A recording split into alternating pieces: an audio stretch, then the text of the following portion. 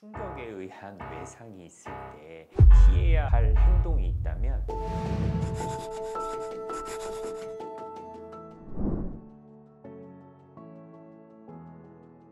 보통은 우리가 이제 눈에 어떤 외부의 충격이 가해지면 번쩍번쩍거리는 느낌을 흔하게 받죠. 그 외에도 갑자기 뿌얘지고 잘 안 보이게 되고 내지는 뭐 떠다니는 것들이 확 증가할 수가 있게 됩니다.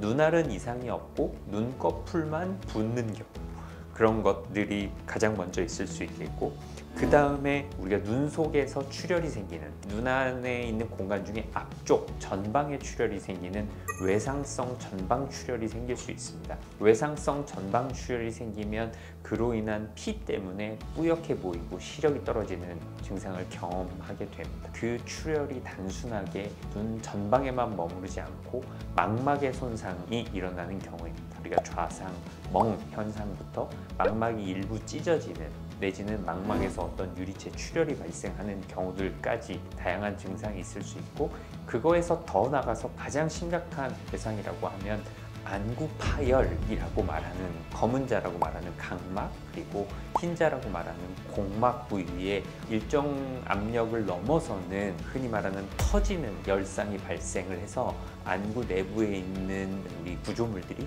튀어나오거나 내지는 튀어나오진 않지만 많이 손상이 되는 현상들이 있을 수 있습니다. 특별히 우리가 일반적으로 환자분들이 해야 할 응급처치가 있다고 보기는 어렵습니다. 일단은 빠르게 안과 전문의를 만나시는 게 가장 중요하다고 말씀드리고 싶습니다. 눈 속에서 이제 절대 하지 말아야 할 행동이 있다면, 눈 속에서 어떤 물이나 어떤 진물이나 그런 같은 것들이 나온다고 해서 그걸 자꾸 닦아내려고 하는 행동들은 안 하고 싶지 않습니다. 그럴 때 눈 속에 있는 어떤 눈 내부의 물질들, 수정체가 될 수도 있고 홍채가 될 수도 있고 그리고 유리체가 될 수도 있고, 그런 것들이 오히려 딸려 나오기가 쉽기 때문에 그걸 닦거나 어떤 물로 씻는 행위보다는 건드리지 말고 빨리 안과 전문의를 만나라고 말씀드리고 싶습니다.